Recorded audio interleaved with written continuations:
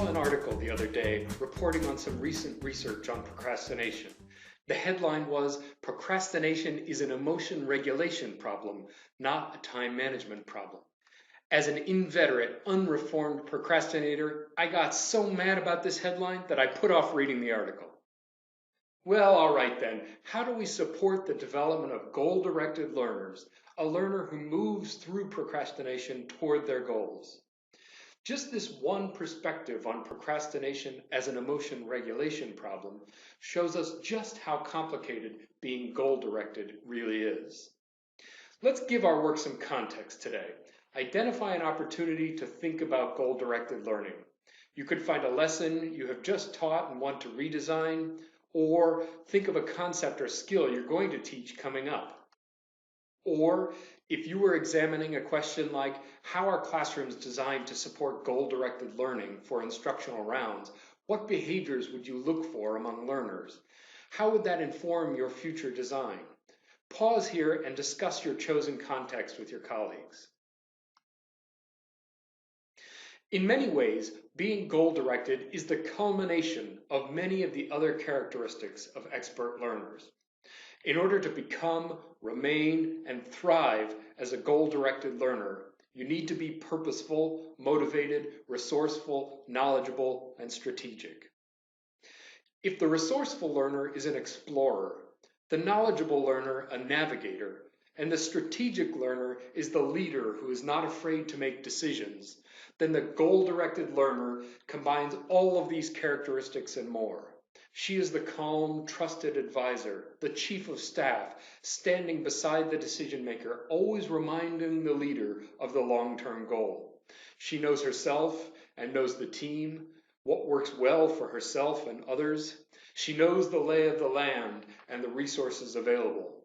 She can see the many roads forward and can seek out and pull together the advice of her colleagues.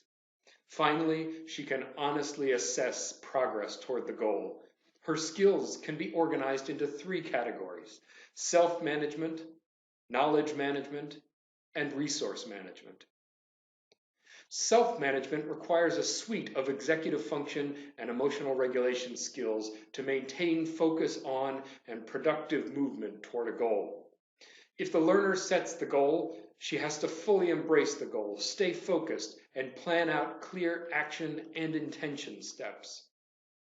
If the teacher sets the goal, the learner has to go through a process of accepting this goal as her own, understanding its relevance and value, its connection with other learning in her life. A key part of self-management is honest self-reflection on progress. Let's think about the context you chose. How would you see using something like this goal-setting habits self-assessment? What skills and knowledge would be needed to make this tool useful? You will find this tool and many others in the Tool and Resources document. There are 2 dimensions to knowledge management: self-knowledge and knowledge of content, both of which have to do with understanding and managing the boundary between what you know and what you don't know. Remember the resourceful learner who charges into her own ignorance without fear? The goal-directed learner modulates this behavior a little and asks, what are we going for here? And how do we get there? You might think of her as the resourceful learner's sensible friend, always up for an adventure, but is definitely the one who is going to bring them through it alive.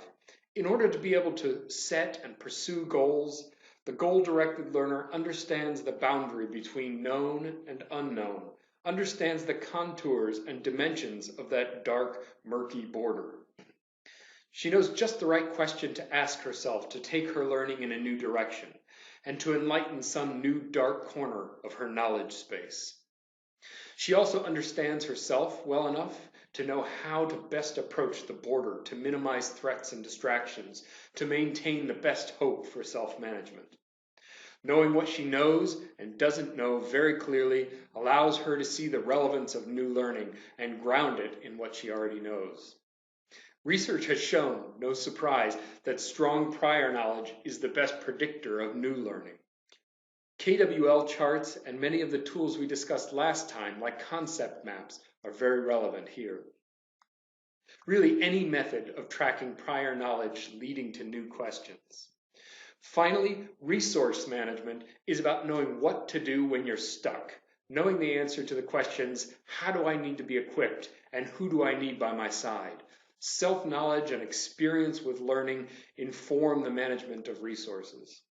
In this way, the goal-directed learner plays a major role in co-designing her learning environment, choosing a book or video or experience to determine how she takes in new information. She chooses how best to express what she knows and how to challenge herself to express in new ways. Finally, she knows how best to array these resources to create the most engaging learning experience. These resources extend beyond the books and curriculum to seeing the teacher, peers, mentors, experts as ready resources and advisors to support new learning. At Olin College, they have formalized a network of peer experts called NINJAs, which stands for Need Information Now, Just Ask. They are peers who have an identified area of expertise and are willing and ready to share. How would this look in your classroom? Just from this description of self-management, knowledge management, and resource management, we can see how goals and goal-directed learning pervades the UDL guidelines. Providing options across our instructional design contributes to the development of the goal-directed learner. When we provide options for recruiting interest and self-regulation, the goal-directed learner can ask and answer, why am I doing this? When we provide options for self-regulation, she asks, how do I stay focused on my goal? For executive functions, how am I going to get to my goal and set a new one? For comprehension, how does this goal fit in with and advance what I've learned before? So that's nice, but what specifically can we as teachers do to support the development of goal-directed learners? This ambitious vision of a goal-directed learner is not realized overnight. We have to start by being clear about our learning goals and providing options to learners on achieving them. This moves learners a few steps closer to being goal-directed right away. First, we can think of it as modeling a good learning goal. One is the one that's the right size, right focus, and a logical progression from previous learning. Say, for example, write an engaging topic sentence.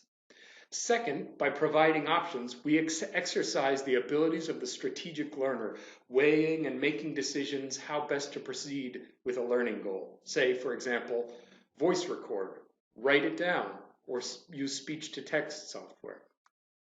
Next, we can give opportunities for self-assessment and reflection on progress toward a goal.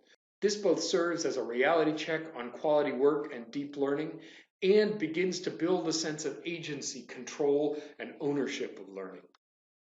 You could have them put 3 of their own topic sentences side by side and ask, which is the most engaging? Why? Which one best introduces a topic and points the reader in a clear direction? We have brought the goal-directed learner up to the edge of the question, if I'm not there yet, what am I going to do about it? What's next? Now, they may be ready to start participating in goal setting. In the beginning, they may choose a writing goal from 3 that you provide. Say, focus, for example, on details, the concluding sentence, or connecting words. Based on their self-assessment, what do they think would be the next step in their writing? They embrace and focus in on the goal, realizing that they can be in charge of becoming a better writer. As you expand the menu of goals, providing the healthiest and most thoughtful options along the way, the learning goals slowly begin to belong to the learner and not to you, the teacher. Soon you find that, like the 7-year-old who runs nonstop, they have moved from cruising along a couch to supported walking, to first steps, to toddling across a room to get something, to walking with ease, to running. Take a minute after our video to think about what this progression might look like in the context of the lesson you chose to focus on, or what learner behaviors you would look for during instructional rounds to see this progression. Where are your learners now in the progress toward goal-directed learning? What is a possible next step for them? Becoming a goal-directed learner, like becoming a motivated learner, is not something that we as teachers control directly. We create the conditions, the knowledge, the skills, culture, and expectations that have the potential to lead to the development of goal-directed practice. The greatest challenge in this is sharing power with our learners by providing them an avenue for creating and pursuing their own goals.